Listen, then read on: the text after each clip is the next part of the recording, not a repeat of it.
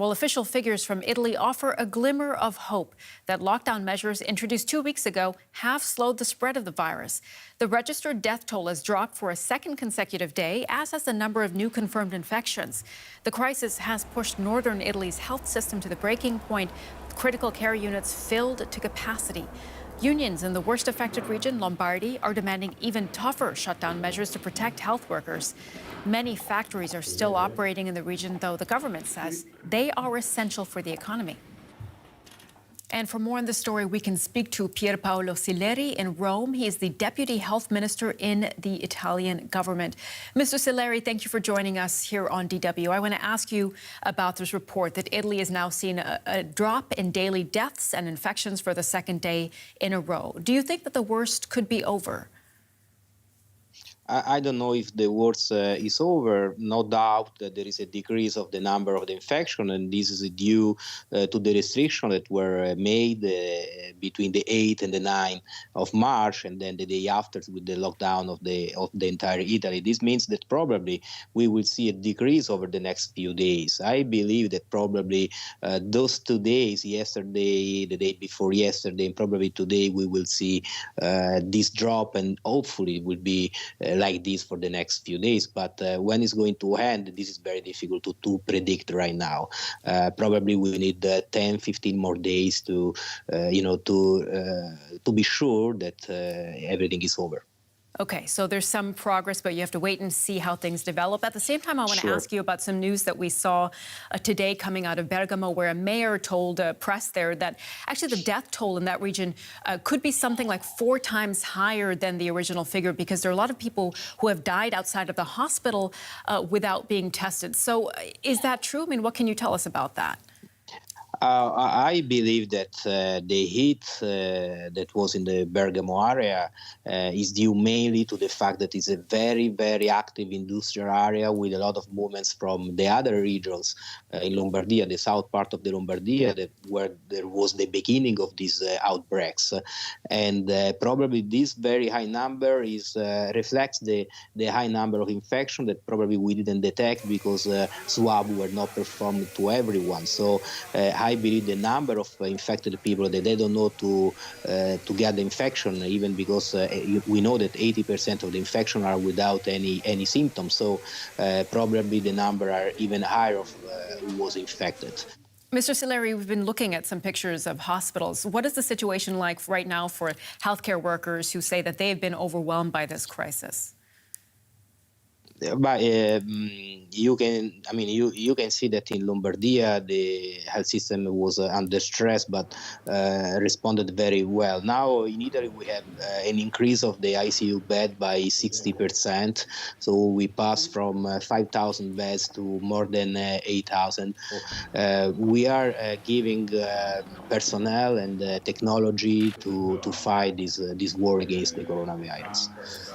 Mr. Sileri, what is your advice to other countries, also here in Europe, from your experience there in Italy?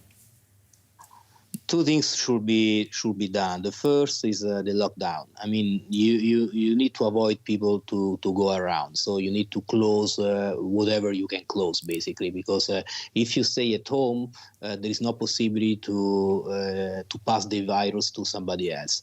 And the other thing is increase, obviously, the number of beds for ICU and infectious disease ward and lung disease ward. Increase the number of doctors and increase the ICU beds. I believe is the most important thing. The other thing is I believe that people who have symptoms, they should be admitted in the hospital if they are severe or less severe.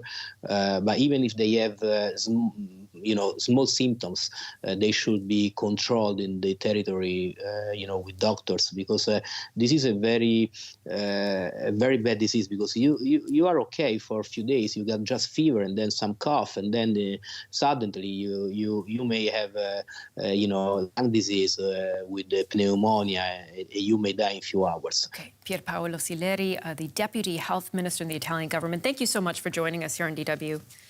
Thank you. Thank you. Now, in Spain, the government is expected to extend the state of emergency by 2 weeks. The number of new coronavirus cases jumped by some 6,600 overnight, with more than 500 reported to have died.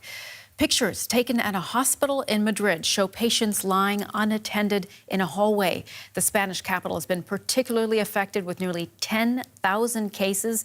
An ice rink inside a shopping mall in Madrid has been turned into a makeshift morgue.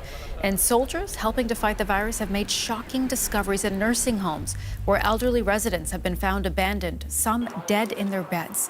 Prosecutors have launched an investigation. And let's go to DW reporter Jan-Philipp Scholz. He's standing by in Seville. Hi, Jan-Philipp. This is a grim discovery at these nursing homes. What more can you tell us about the situation? The Spanish defense minister said that soldiers were disinfecting residencies when they witnessed those traumatizing scenes. People suffocating, people abandoned, people even dead in their own beds. Prosecutors have already started an investigation now. But there are also statements of nurses saying the allegations are not very fair. They have just done their job and they've actually followed protocol because they have to leave the dead bodies in their beds until the funeral services arrive. And this can take more than 1 day at the moment. And they also say that they're at the front line of the outbreak and they are not even well protected themselves. And exactly this problem, that medical personnel is not well protected, also reflects in the newest numbers. More than 5,000 health workers have been infected in Spain. This is about 15% of the entire people that are infected. I think we have to be careful with the percentage because it also could mean that health personnel just gets tested more often and there are actually more people infected in the whole country, but the numbers are disturbing. Well, we do know that health services say they are being overwhelmed and Spain is taking drastic measures. Is there any sign that these measures are helping the situation? At the moment, it's probably too early to say anything about that.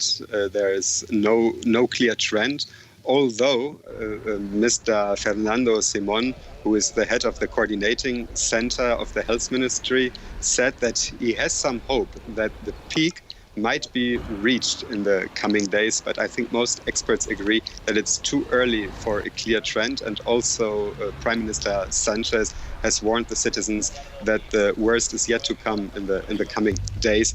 This is also reflected by a very symbolic example. A makeshift mortuary is set up in the city center of Madrid, in an ice skating center that has Olympic dimensions. And I have heard that the first coffins have already arrived there. And Jan-Philipp, Spanish authorities are now actually enforcing social distancing measures. This is all trying to stop the spread of the virus. Are people cooperating? Yes, they are. They are amazingly disciplined in this. I was on the streets yesterday to produce some news reports, and there is literally nobody on the streets except for some policemen. And we have to keep in mind that the measures here in Spain are much stricter than in many other countries. You can't even go out for a walk, or you can't even go to the park with your partner or your child. All right, DW's Jan-Philipp Scholz reporting there for us from Seville. Thank you very much. Now, here are some of the latest developments in the coronavirus pandemic. Indian Prime Minister Narendra Modi has announced a nationwide lockdown. Beginning at midnight, some 1.3 billion people will be barred from leaving their homes for 21 days. Here in Germany, 95% of people say they support the government's ban on gatherings of more than 2 people. That's according to a new poll. Meanwhile, some 6 million protective masks that were destined for Germany have gone missing at an airport in Kenya. A German firm had produced the masks, and it's unclear why they were in Kenya to begin with. And the World Health Organization is warning about a big acceleration in case numbers in the United States. It says the U.S. could become the new epicenter of the global pandemic. The Tokyo Olympics in July will be delayed by about a year because of the coronavirus. Japanese Prime Minister Shinzo Abe says he's agreed 100% with the president of the International Olympic Committee that the Games should be postponed. The decision follows months of debate and pressure from athletes across the globe.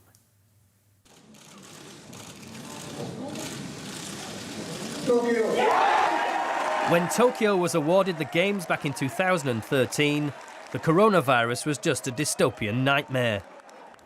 Fast forward 7 years, and the pandemic has gripped the globe. At first, the Japanese government and the International Olympic Committee insisted the show must go on, but doubts about the Games starting on July 24 began to rise. Athletes such as Greek pole vaulter Katerina Stefanidi made it clear they were uncomfortable with training for the 2020 event, let alone competing in it. Canada and Australia then effectively boycotted a 2020 Games. It all left Tokyo organisers and the IOC with little choice. A cancellation was out of the question, with the cost of the Games already in excess of $12 billion. A scaled-down version appealed to no one. A postponement became the only option. Mark Meadows from DW Sports is covering this story for us. Mark, tell us the latest about this decision to postpone. Yes, well, Japanese Prime Minister Shinzo Abe has just told reporters that he's basically had a telephone conference with the IOC boss, Thomas Bach, and we asked President Bach, he says, to consider postponement of about a year to make it possible for athletes to take part in the best situation and to make the event a safe and secure one for spectators. President Bach said he is 100% in agreement. And we've also heard from the IOC now officially that the Games are postponed. We don't actually have a set date yet, but it's going to be round about a year. Now, Tokyo's governor and Japan's Olympics minister have said basically it will not happen any later than August 2021. It seems like this really was just a matter of time, Mark. Yes, I mean, there was so much pressure on the IOC. It's amazing how quickly it's gone. It was actually only Sunday that the IOC first mooted the idea of a postponement. Then yesterday, on Monday, Shinzo Abe mentioned it for the first time. He said it was possibly inevitable.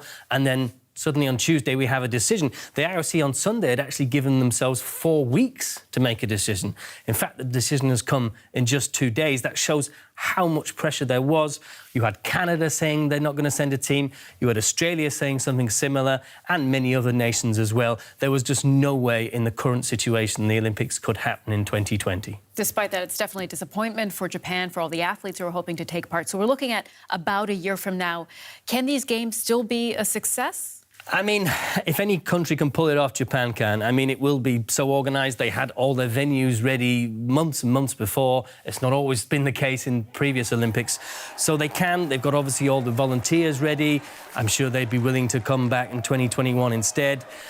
But the big question mark is if this pandemic continues at the pace it's been going at, if we're in this situation still in December, then they might be thinking, well, hang on, maybe July and August next year is too early. So there's a lot of question marks, but maybe in the coming days we will actually get a specific timeline for when these Games are going to take place. The IOC are going to have an executive board meeting later today, so we might hear a little bit more. All right, Mark Meadows from DW Sports reporting for us. Mark, thank you very much.